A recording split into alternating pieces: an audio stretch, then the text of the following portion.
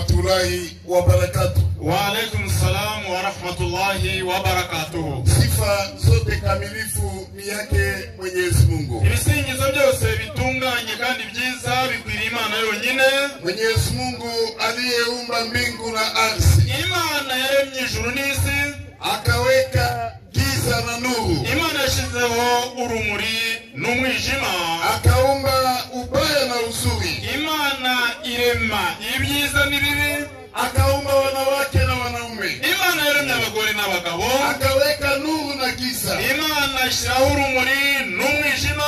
Kila kitu chote, buri kintu cyose Mwenyezi Mungu aliumba mbili kwa mbili. Imana yirema bibiri. Ukaikaa, iyo wicaye unatulia, ugatuza, ukajiwaza, ugatekereza, utaona kama Mungu aliumba kila kitu mbili kwa mbili. Uzahitubona neza urasobanukirwa uburyo Imana yirema ibintu yagiye irema bibiri. Tena bila usaidizi, kandi nta numwe ntari ikintu na kimwe cyayiteye inkunga, bila kushirikiana na wengine, nta numwe Imana ifatanyije nawe. Huo ndio Mungu tunaabudu. Iyo niyo Mana abasilamu dusenga. Nyuma ya kuabudu Mwenyezi Mungu, nyuma gusenga Imana, tunakubali, turemera, tunahakikisha, gahamya ya kwamba yuko mitume wote wa Mwenyezi Mungu, turahamya yuko intumwa zose z'Imana, sisi Waislamu tunawakubali. Twebwe Abasilamu bose turabemera, turabemera bila kubagua umoja, tutatoranyije cyangwa tuvangure mu wari wese. Hata kama wengine wako wanabagua, nubwo ari bamwe bafite abantu batoranya amagambo bakabahereza,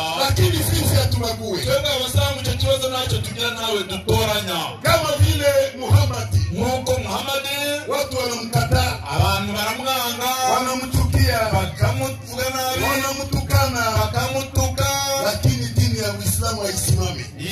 dini ya Uislamu ntabwo bishobora kwihagarika, inaendelea, irakomeza igatera ni kusema hayo matusi yote, ibituti byose batuka Muhammad chini bitahasi, haina kazi. Imana ikabisuzuguza. Yesu Kristo wanatusemea na uongo, haruba banaturesha yuko sisi tunamkataa Yesu. Twebwe Abasilamu ngo twanga Yesu. Mwenyezi Mungu awasamehe, Imana ibababarire, sababu sio kweli, kubera ko ni ikinyoma, ntabwo ari ukuri.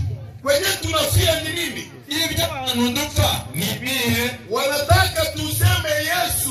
Mungu ndio duhora rero, barashaka ko natwe tuvuga ko Yesu ni Mungu, yuko ari Imana, ni mtoto wa Mungu, yuko ari umwana w'Imana, ni mtume, yuko ari intumwa, alikufa, yuko yapfuye, akafufuka, akazuka. Kwetu sisi Waislamu, twebwe Abayisilamu, hiyo haikubaliwi. ibyo ntabwo byemewe. Kusema Yesu Mungu, kutinyuka ngo Yesu ni Imana, haiwezekani. Oya, haikubaliwi. Ibyo ntabwo bishobora kwemerwa. Kwa nini? Kubera iki? Huyu Yesu, wallahi nawaambia, mbariye izina ry'Imana yuko bila woga, mbariye ntabwo nta mususu ufite, ikiwa yuko Yesu ni Mungu, biramutse bibaye ko Yesu ari Imana, niingie motoni byose ngo Imana izamushyire mu muriro kabisa. Ahira yuko aramutse bemeye ko Yesu ari Imana, Imana izamushyira mu muriro.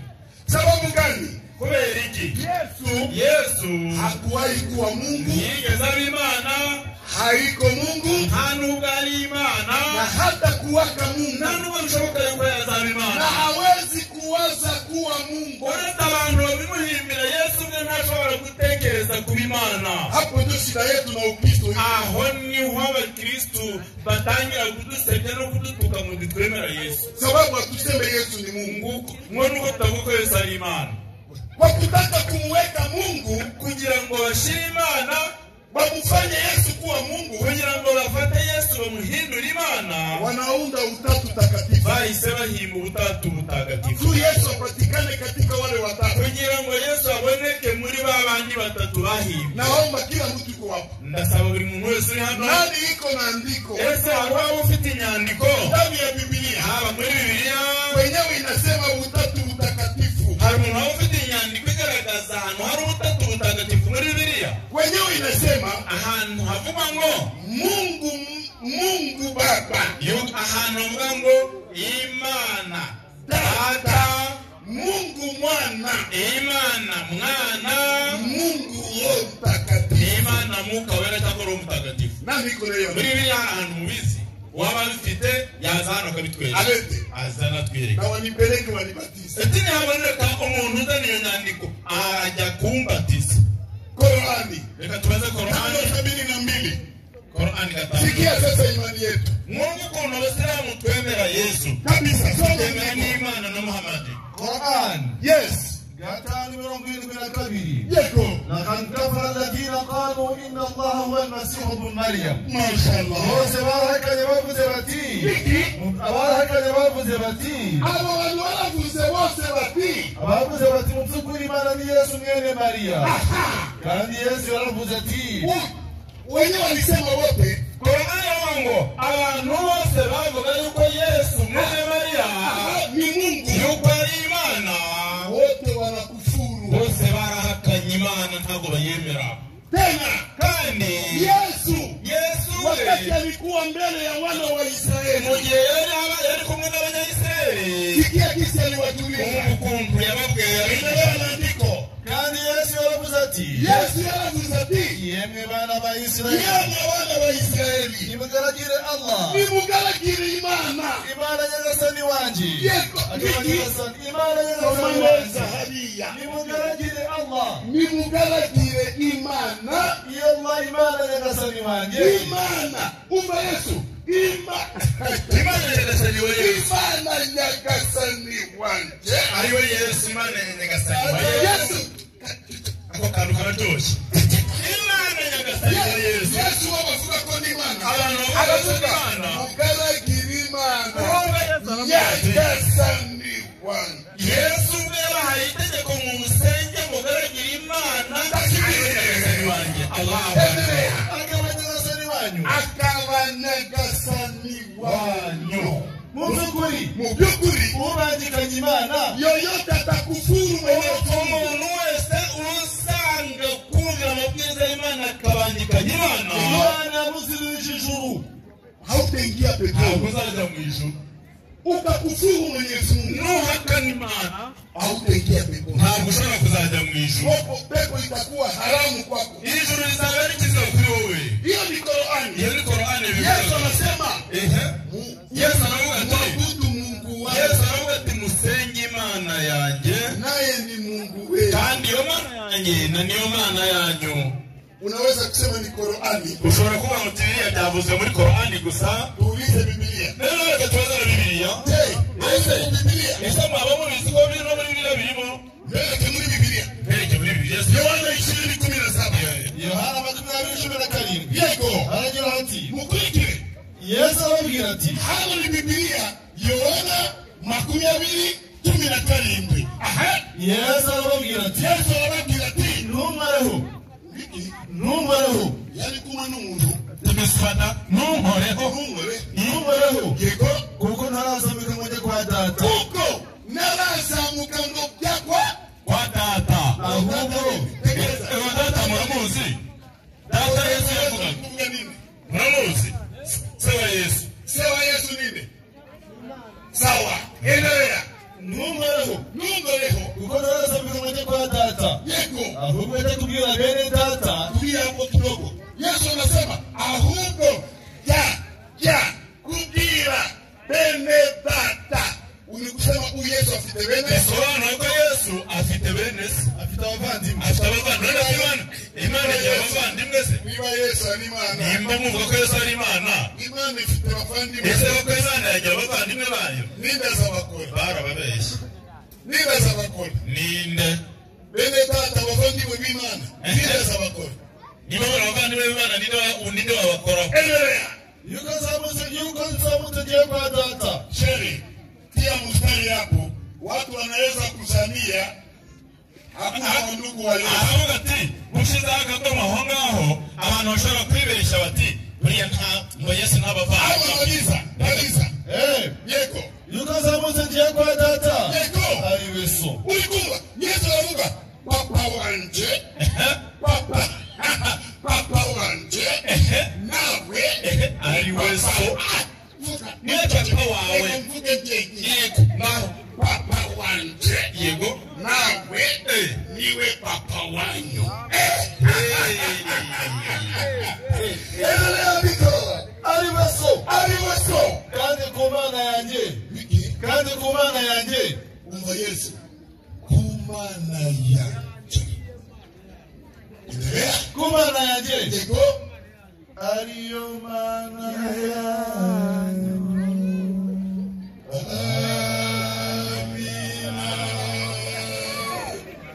ushaka iki icyo ushaka babaye wawe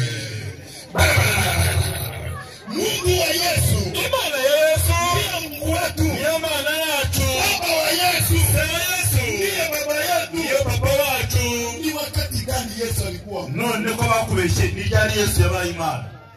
ni wakati gani Ni ryari? ibyakozwe n'intumwa Ibyakozwe n'intumwa gatatu 13 reka babazi 3:13. niulizie wanawanda wako hapa Ayati ikibazo nshaka kubabaza ni iki? mtoto wako Umwana wawe unaweza kumuita ingara umugara. Umwana ushobora kumwita umwana umugara. wawe wite aliye ushobora kumwita umugaragu umwana wawe ushobora kumwita umugaragu Mwarimu, yego umwana wawe wamwita umuboyi. umwana wawe ushobora kumwita umuboyi Umukobwa wabyaye wamwita umuyaya. ukamwita muyaya Ntawabitinyuka. birashoboka Ntibishoboka. birashoboka sasa niba Yesu ari umwana w'Imana tumubaze Imana wita Yesu gute muri Bibiliya soma 3:13. Ibyakozwe n'intumwa. yego Aragira ati Imana ya Aburahamu na Isaka na Yakobo. Imana ya Aburahamu na Isaka na Yakobo Ariyo mana y'abasogokuruza. bose Niyo mana y'abasogokuruza banyu. Yashimishije umugaragu wayo Yesu. yashimishije Imana umugaragu wayo Yesu Yesu ni umugaragu wanyu w'Imana. wowe uravuga Yesu mwana wanyu Uw'Imana. Biblia iravuga Yesu ni umugaragu wanyu Uw'Imana. wewe na Biblia nini afite ukuri Ni Bibiliya. Nawe nimusubize. Ko mudasubiza umbonye ngo wabonye data Birashushe endelea maandiko rudia hapo Imana ya Aburahamu Imana ya Aburahamu na Isaka na Yakobo. na Yakobo Ariyo mana y'abasogokuruza. yego Yashimishije umugaragu wayo Yesu. tulia andiko ya nyuma tuite maswali inyandiko ya nyuma. Timotheo wa kwanza 2:3 Timotheo wa mbere. ano ni na mkristo alianza kusoma Ese nta muntu uzi gusoma hano mbaza dufashara? umukristo Ko babamenyesha ko Imana iri bashobora kuvuga na turi kusoma nabi hari n'abafite telefone Bibiliya muri telefone zabo. Hanyuma udusomera. niba alianza kusoma Umuntu uzi gusoma utari umusilamu aza dusomera. aza kusoma Bakavuga ngo abasilamu ngo babisomye nabi. nini Ntabwo mwangiza se burya bwose. haya soma Ari wiziziyora. Timotheo wa mbere 2:3. yego Aragira ati ugeze mu rugo wa gatanu ibyo ni byo byiza byemerwa imbere y'Imana umukiza wacu. mukurikire neza Biblia iravuga ibi nibyo byiza byemewe mbere y'Imana umukiza wacu Ariko ubundi ni ibi. Nuko Imana ari Imana. Yego. Yesu ntabwo ari Imana. Reka mubyumve tubisome mubyumve. Bikurukanka batakwandikira. Tugende. Nishaka ko abantu bose bakizwa. ishaka ko abantu bose batizwa Bakamenya ukuri. ninde udashaka kukizwa hano ni Nta n'umwe. udashaka kukizwa hano ni ninde azamura akaboko Ntawe. mutu kusoma kuko yego Hari Imana imwe. uri kumva Biblia hari Imana imwe ari butatu Kandi hariho umuhuza umwe w'Imana n'abantu. nenda muhono hariya kandi ari umuhuza hagati y'Imana n'abantu hariya mu bakarisoridinateri uwo muhuza ninde Nawe ni umuntu. umuhuza ni umuntu Umuhuza w'Imana n'abantu nawe ni umuntu. uwo muntu tumwumve Muramuzi? Nawe ni umuntu. yego Ari we Yesu Kristo. Yesu Kristo ni iki? ni umuhuza W'Imana n'abantu. hagati y'Imana N'abantu.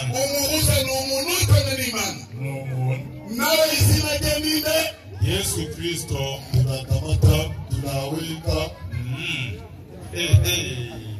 Nina kikibazo. Umuntu ufite ikibazo. Birumvikana. Ariko haji akanusha kubibiraho ibanga batamenye. Ubutatu butagatifu Yesu nigeze abwigisha Wapi? nawe n'abigisha ba Yesu ntibigeze babwigisha. Ubutatu butagatifu bwashyizweho mu mwaka wa 325. Yego. Yesu yaragiye mu ijuru. Yamaze kugenda. N'inama yabereye muri Misiri. Mwarimu, Yego. ubutatu butagatifu. Yego. Muri Bibiliya iryo jambo ubutatu butagatifu. Ahantu uzarisoma mu kinyamakuru gusa. Ariko muri iki gitabo mubibona.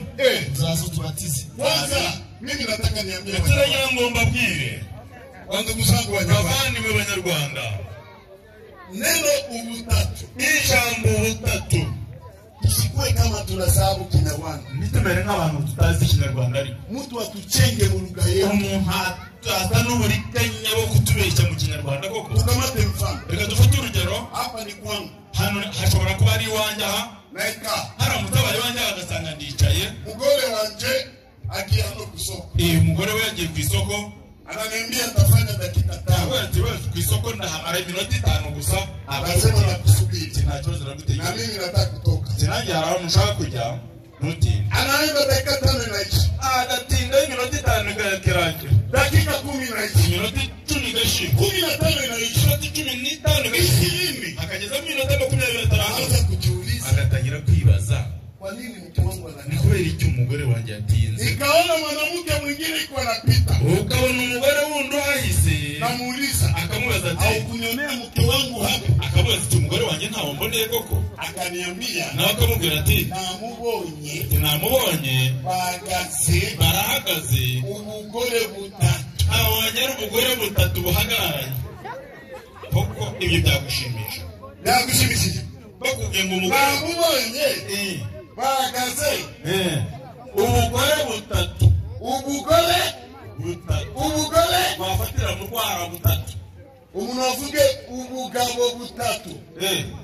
Ntabwo ari gasuzuguro. Mwakizona niyo Ntabwo ari gasuzuguro. n'agasuzuguro kabi cyane. Kama haistahiki kutumikisha kwa watu. Nimba bitajyanye n'agaciro k'umuntu ukumubwira ngo ubugore butatu cyangwa ubugabo butatu, Kwa Mungu ndio inawezekana. se koko ku Mana niho bishoboka kuvuga ngo ubumana kwita agasuzuguro kandi isoni mugira ubumana ngo butatu Kweli. mukarusiga amavuta ngo ni butagatifu. Ndio sababu Niyo mpamvu sisi Waislamu twebwe Abayisilamu hatuko kwa hiyo imani. rwose imyizerere nk'iyo ntabwo wayibona mu Bayisilamu, Wenyewe nayo wabaki nayo, kubera ko umuntu afite uburenganzira bwo gusenga uko ashaka. Ababifite bashobora lakini kubikungana, katika imani yetu ariko mu myemerere yacu ya Bibiliya sisi hatuna ibyo nta birimo. hiyo. Inatosha. Ibyo birahagije.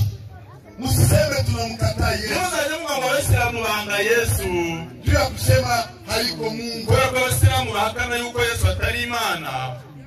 Ntimuzabibangire, Hiyo sio kweli. ntabwo ari ukuri. Nida afite kibazo. Umuntu ufite ikibazo naza asobanuze. Mzee Ngwino. Musaza yaje. Mzee ni tayari kweli. Witonde. Anasomaga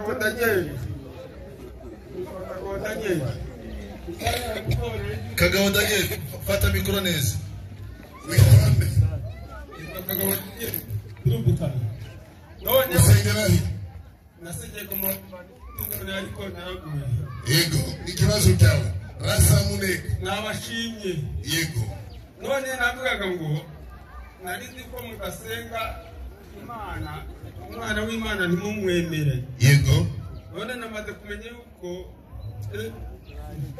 Nta kibazo. imvuge ku kino cy'amagezi. None nabashimye. Ijambo mwavuze narishimye. Yego. Nari nzi yuko umwana w'Imana Yesu Kristo. None nabashimye yuko mumwemere. Ushaka kwibera Umusiramu? Urakoze. Ushaka kwibera Wakwibera Umusiramu? Umusilamu ko baza kubona ukuri? Reka mbabwire. Inyigisho ejo nahaje n'umunsi nahaje. Yego. Ndazikurikiranye buri munsi. Yego. Nzagaruka. Twebwe ni umunsi wa nyuma hano turataha ku mugoroba. Uyu munsi turasoza Nzaza na hariya. ku musigiti. Ku musigiti turaturanye nawo. Sawa sawa. Karibu. Naam. Ati nabonye Kwa ukuri. hiyo acha tupokee kiongozi wetu reka nyakubahwa umuyobozi wacu mu byubahiro byanyu. Muri Korani inatuamrisha, Korani dutegeka kuogopa Mwenyezi Mungu, kubaha no kumvira Imana, kuheshimu mitume, kubaha abahanuzi b'Imana n'intumwa zayo, na kuheshimu viongozi wanaowaongoza, no kubaha abayobozi babayobora. Nimepata habari tuna kiongozi wetu hapa. Twagize umugisha, tumaze kumva inkuru nziza yuko hano umuyobozi wacu ahari. Tunaenda kumpa fasi, tugiye kumuha umwanya afikize neno moja mbili katika raia iko hapa, agira ijambo ageza ku baturage bari hano. Urakoze cyane. Nyakubahwa, umwanya n'uwanyu nubwo mu busanga. Mwiriwe neza. Mwiriwe.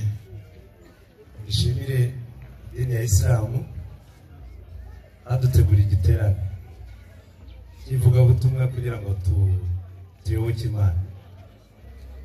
Ntekereza ko n'abari mu bikari bari kubyumva, sibyo? Nanjye aho narindi hirya narindi kubyumva. Nizera ko inyigisho baduhaye cyangwa se minsi 3 n'imyinshi ariko Imana dushakaho, tuvuga Imana bo bakavuga Allah, sibyo?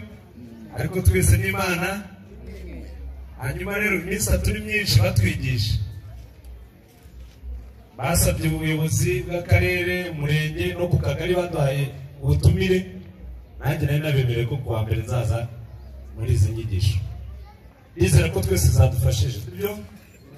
Abo zafashije, abo zafashije mugire muri cyo. Uyu ni umusaruro.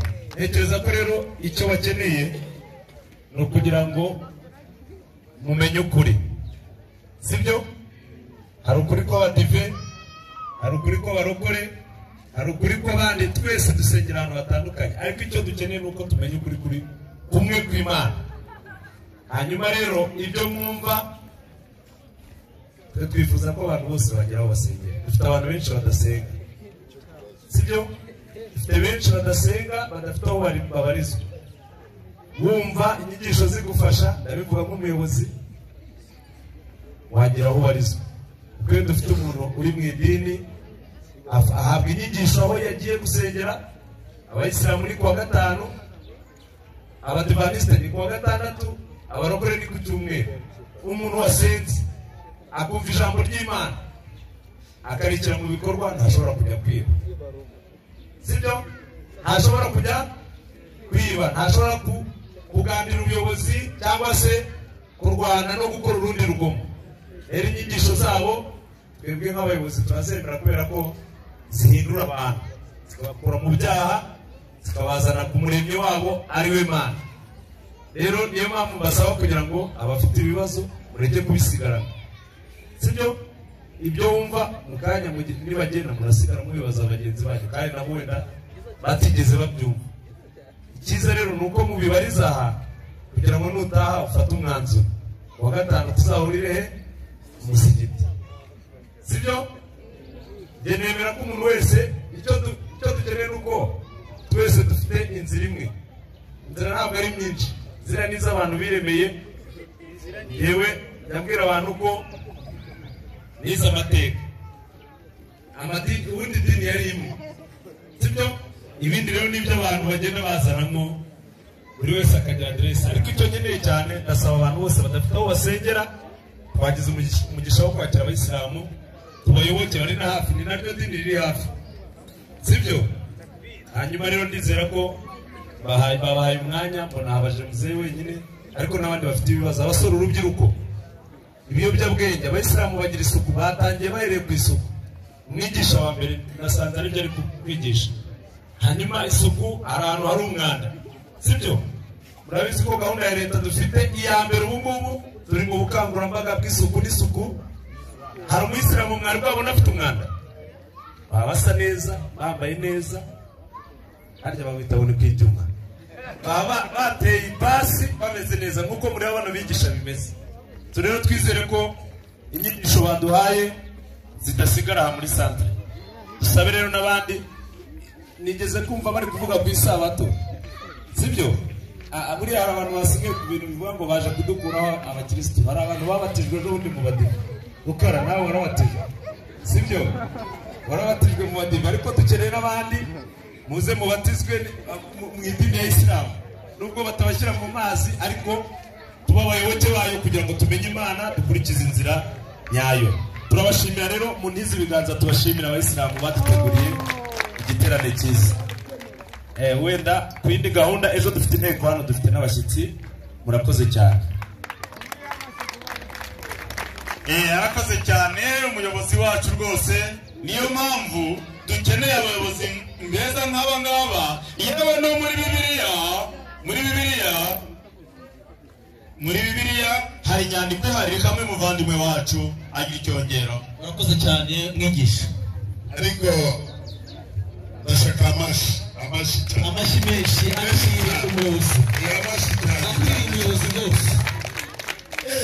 Ndio kabisa birumvikana. Sawa. Kwa kweli tunashukuru leta ya Rwanda. Kuri turashima leta y'ubumwe y'Abanyarwanda. Fasi yote tunapita. Buri ahantu hose tutambuka mu gihugu tunakutana, wanatupatia viongozi wazuri, dusanga cyangwa tugahura n'abayobozi basobanutse beza, wenye akili, bafite ubwenge, wenyewe hikima, bafite ubwenge, na wanajua kuzungumza kandi bazi kuvuga neza imbere y'abaturage. Mwenyezi Mungu aendelee kuwalinda. Imana igumye kuwapandisha cheo. Imana ibazamure urwego muri ho muzabugeje. Amen. Lakini inabidi tuheshimu. Kubera iki tugomba kubaha abavandimwe.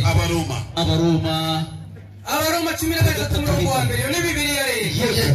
Twagezeho kabisa. Lakini inabidi tuheshimu. Kuki dushaka kugira ngo twoye Naomba kila Munyarwanda wese atega amatwi hano asikilize. Yuve uno mu rugo wa Roma 13:1. Soma. Yego. Ibyo kugandukira abategeka. Umuntu wese Umunyarwanda agandukira abatware bamutwara. sawa. Kuko ari nta butware butava ku Mana. Kia kwanza, hakuna uongozi kutoka kwa Mungu. Bavandimwe, nta buyobozi bumwe butava ku Mana. Ukiona mtu anakaa niba ubonye umuntu ari ku ntebe y'ubuyobozi, wanasema huyu ndio kiongozi. bakugira ngo umuntu ni umuyobozi. Hawezi kuikaa pale kama Mungu hakutaka. Ntabwo yakwicara kuri iyo ntebe Imana itamushyizeho. Mungu alisema huyu Imana yuko uyu mtampatia watu waongozi. zamuha abantu bayobore. Ndio sababu iko pale. Niyo mpamvu umuvandimwe w'umuyobozi wacu ari hariya. Endelea. Komeza. N'abatware bariho bashyizweho n'Imana.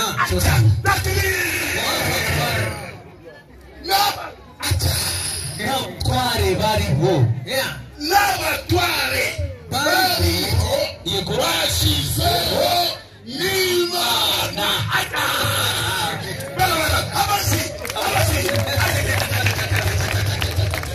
Nani atatenga Kigali itajengwa na sisi wenyewe. Mukoma itajengwa na nani wenzangu? Mukoma itajengwa na sisi wenyewe. Na sisi wenyewe. Na sisi wenyewe.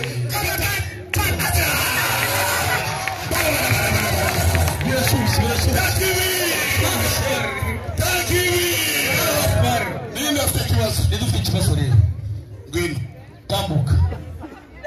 Nta kibazo ndahagusanga. Niba natinye kuza hano. Ndagusangaho.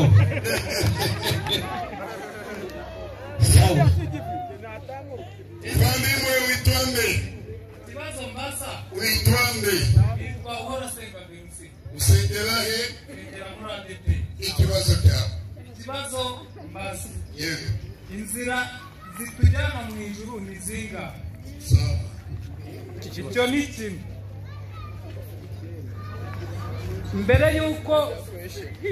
mbere yuko amadini aba menshi, kera hariho idini yindi. Nibyo mbaza. Sawa, irango cyumvikanye ikibazo. Cyumvikanye. Kirumvikana. Sawa. Nubwo yanze kuzana imbere, aracyafite isoni nta kibazo. Naam. Swali yako Ikibazo cyawe na ijibu kwa andiko mbili. niwisubizeho je inyandiko ebyiri. sababu ieleweke, kugira ngo cyumvikane. Unauliza, urabajije uti njia inzira ni ngapi? ni zingahe Yenyewe inatupeleka kwa Mungu. zitujyana ku Mana? Soma Waefeso 1. Waefeso 4:2. Naam. Abaefeso Yego. bageze kabisa. Aha. Abaefeso 4:4. umurongo wa 4. Tangamuka. Hari umubiri umwe. Ulikuva umubiri umwe. Usimavu Biblia inavuga mubiri umwe. Yego. Kwa sababu gani? Kubera iki? Kiumbe cha kwanza ni Adam. Kuko ikiremwa cya mbere Imana yaremye ari Adamu. Kwa Adamu palitoka Eva. havuyemo Eva. Kwa Adam na Eva ni sisi wote. nitwe twese ubona ku isi, Lakini tulitoka kwa mwili, ariko twakomotse kuri roho imwe, Adam. ari Adamu. Ndio maana Biblia inasema Niyo mpamvu Biblia ivuga umubiri ni umwe. Endelea. N'umwuka umwe. Mungu umwe. Kwa nini Biblia inasema Mungu umwe? Kuki Biblia ivuga ngo umwuka umwe? Sote tunapumua pumzi ya Mungu. Tuhumeka umwuka umwe w'Imana. Umwe bavandimwe. Hakuna mwenyewe hana mwuka wa Mungu. Hano nta n'umwe udafite umwuka w'Imana. Nani shetani alimpatia kumwuka? Ninde wavuga ngo Satani yamuhaye umwuka? Mwuka wacu ni umwe. Umwuka wacu wose ni umwe. Allah. Endelea. Nk'uko muhamagara ikiringiro kimwe cyo guhamagarwa kwanyu. Yego. Hariho umwami umwe. Umwami ni umwe. Uwo mwami umwe nini? Ni Imana. Na Yesu yaramuvuze muri Marko 12:28. Gasome. Usigaye Marko. Yego. 28. Uwo mwami umwe 28. Fanya haraka. Nahageze mwarimu. Sawa. 28. Yego. Hagira ati rero. Yego. Nuko rero muhanditsi yumvise bakimpaka amenya yuko bashubije neza. Sawa. Aramwegera aramubaza ati mbese abaza Yesu ati mbese itegeko ry'imbere muri yose ni irihe? Yego. Yesu aramusubiza ati imbere niri ngo yego. umva Isirayeli, umva mukoma. Uwiteka Imana yacu. Uwiteka Imana yacu. Yego. Niwe mwami wenyine. Ndiyo sababu kwa Efeso inasema ivuga ari umwami umwe. Pia kwa Efeso hariho yego no kwizera kumwe. Kwizera nukumwe. Na kwa ni etiri. Kueliki Mungu ni moja. Imana ni imwe. Hautakuwa na imani mbili. Ntabwo wagira imyemerere ibiri. Tena Mungu ni moja. Kandi Imana ari imwe. Kandi byashoboka. N'umubatizo umwe. Umubatizo umwe. Umubatizo n'umwe. Umubatizo n'umwe. Sasa mimi nakuuliza. Ndakubaza ikibazo rero. Wewe uko kwa ADP. Wewe kuri ADP.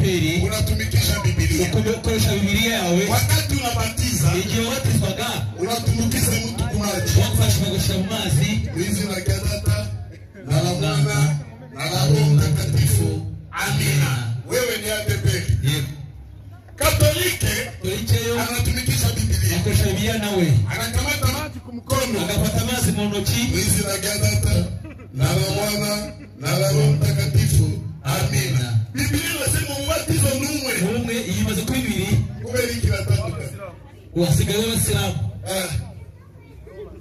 Abasilamu bose bariko baroma icumi. Abayisilamu baroma 10. Abasilamu. Yatu yandikwa. Abaroma 10. Yego. Kuko umutima ari wo muntu yizeza. Urafata decision ku mutima wawe. Akabarwaho gukiranuka. Ibyo niyo muyobozi yavuze hano. Yego. Kandi akanwa akabariko yatusa. Yego. Agakizwa. Umeshwatizo wesa nuoguye. Kinywa yako ikasema Akama kawe kabariko batusa. decision imetoka hapa. Hanyumutima nama wawe kuri roho yawe. Tangia leo Kuva none mimi naenda kuwa Muislamu. jeje kuba Muislamu. Kwa kuwa Muislamu Kuko Muislamu inaomba nini? bisaba iki? Yohana 17:3 kugira ngo umusiramu Yesu yari afite uburyo yabwiraga abantu bawe abasiramu ubu nibwo bugingo buhoraho Inyigisho ya Yesu ko ko bakumenya ko ari wowe Mana y'ukuri yonyine bakamenya n'uwo watumye ari we Yesu Kristo. ayo ni amagambo Yesu yabwiraga abantu ku gihe cye kugira ngo babe abasiramu nabo sawa babatizwe muri ubwo buryo Cyane rwose. natwe niyo magambo tubasiriza abantu Igisubizo tayari. yego Muhamadi amekuja yaje hakupingana na Yesu. ntabwize anyuranya na Yesu Hiyo mubatizo yaba umubatizo nguyo ndio Yesu na Muhammad walifanya. iyo Yesu yakoreshaga we na Muhammad Hapana maji. by'amazi Maji Yesu alitoa. amazi Yesu yakuyeho Matendo ya Mitume 1:5. Yakozwe n'intumwa ari mu 5. Yego. Kuko Yego. Yohana yabatirishaga amazi. Yego. Kuko Yohana yabatirishaga amazi Ariko mwebweho mu minsi mike muzabatirishwa Umwuka wera. ese umuka wera n'amazi ni sawa. iyo mubatizwa mubatirishwa umwuka wera mubatirishwa amazi Ese Yesu ntabwo yaraje kubera iki muratani kubya Yohana kandi Yesu yaraje.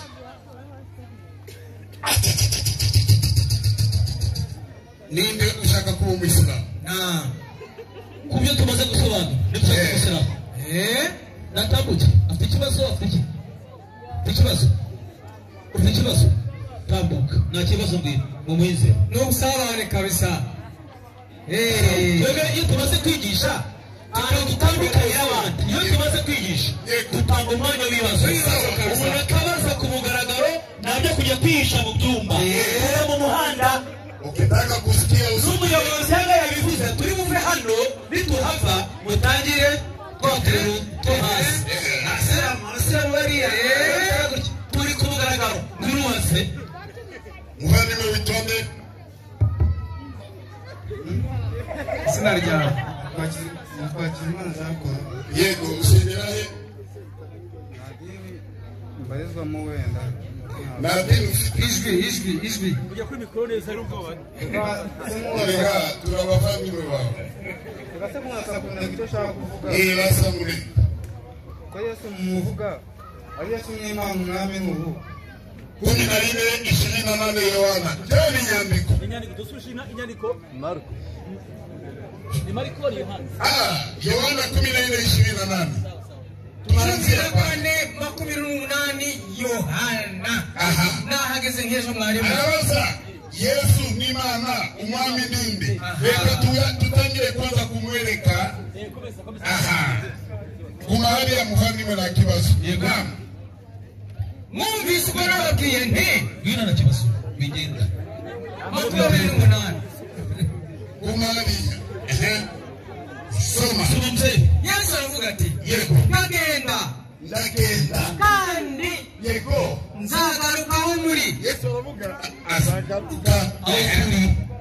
Iyaba mwankundaga Yego. muba munejejwe n'uko njya kwa data. Yego. Kuko Yego. data nduta. Ninde hagati ya Yesu ninde arusha undi? Tegereza kwanza. Umfikane. Ni wewe watuajije. Sinde muvandimwe. Tegereza. Twasonye umurongo hagati ya Yesu n'Imana. Ninde arusha undi? Ninde aruta undi? Subiramo. Tega amatwi. Tega amatwi kabisa. Tegereza. Uretse gato. Mwumvise uko nababwiye nti ndagenda kandi nzagarukaho muri. Uwo ni Yesu ari kuvuga. Yaba mwankundaga Yego. muba munejejwe n'uko njya kwa data. Kuko data nduta. Data aruta undi. Bamuhe wisomere. Bamuhe yisomere. Data aruta ndamubwiye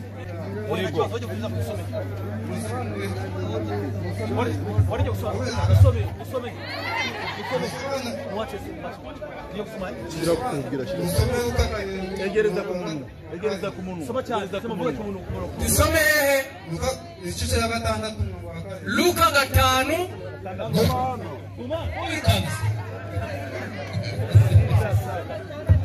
gatandatu gatanu.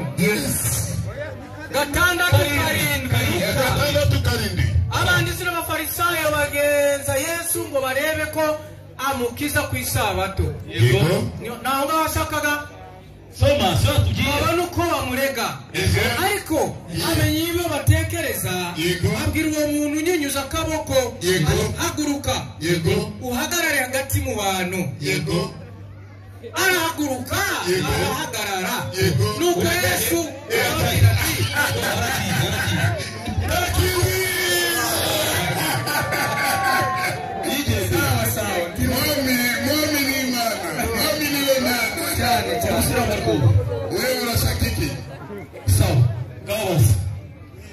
Murakoze.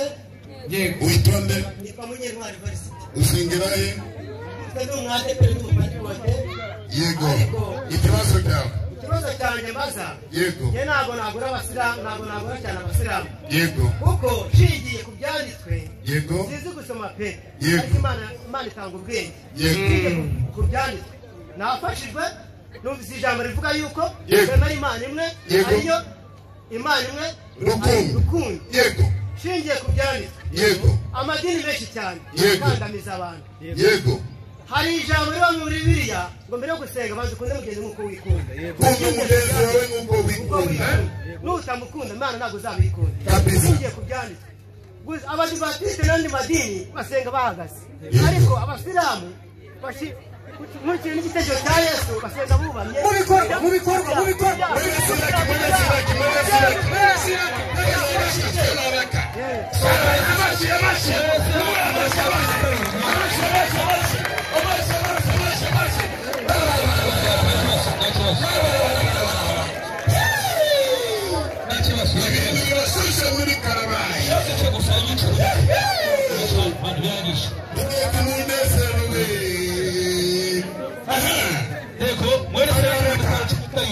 nahageze kabisa.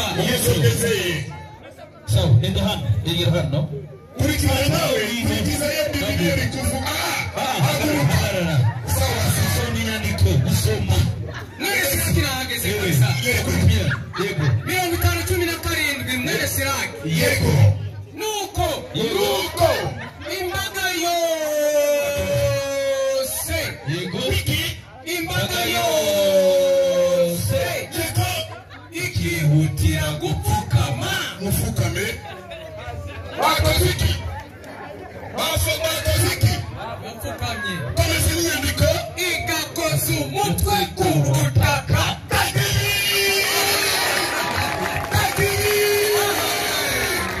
Ikakoza umutwe Ku butaka. kubera iki?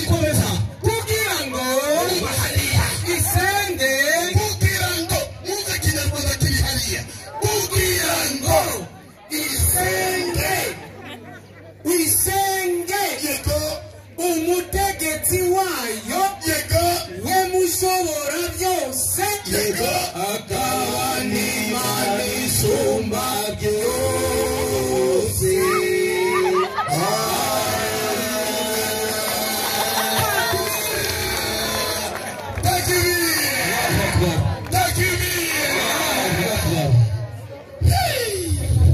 Birashushe.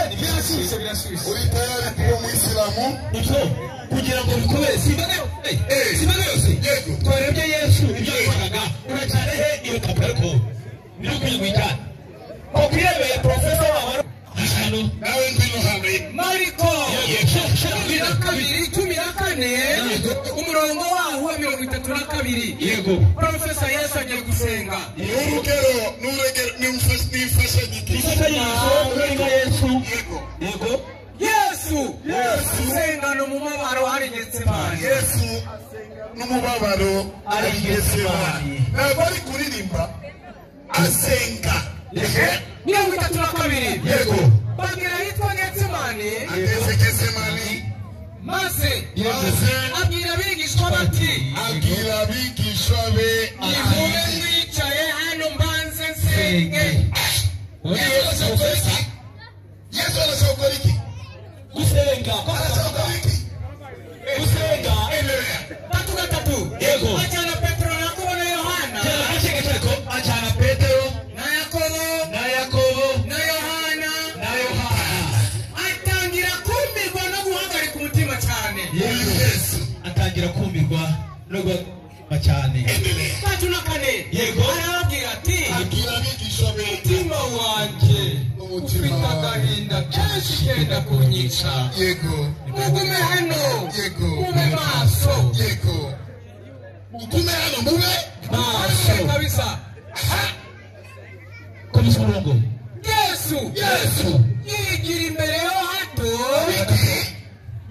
sona hano hantu profesa twende Islam yego umusikiti kumusigiti hano hose tusenga yego uyobora isengesho yego anayeongoza kusali uyobora isengesho anaenda mbele mbere asitaza abantu wengine watabakia abandi bagasigara inyuma anaitwa imam uwo bita imamu mu misigiti na Yesu mbele ya kusali yo gusenga anaachana na wanafunzi arekana n'abigishwa be anaenda mbele akajya imbere ni kusema naye kuvuga nawe alikuwa imam yari imamu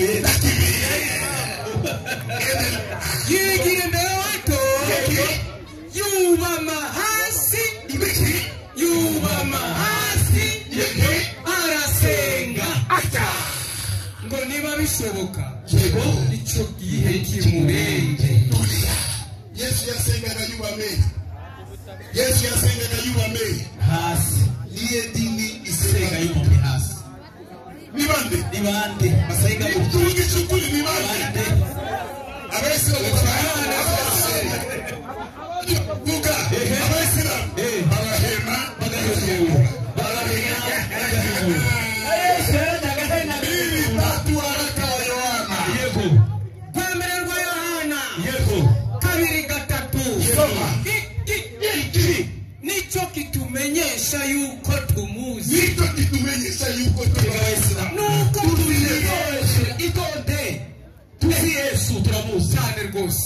endelea komeza nuko twitondera amategeko ye. yego uvuga ko amuzi ntitondera amategeko ye yego n'umubeshi umubeshyi kuri ni kuri muri we yego ariko umuntu wese witondera ijambo rye urukundo akunda Imana ruba rumaze gutunganirizwa rwose muri we. nicyo kitumenyesha ko turi muri we. niko kitumenyesha ko tunawaisilamu turi Yesu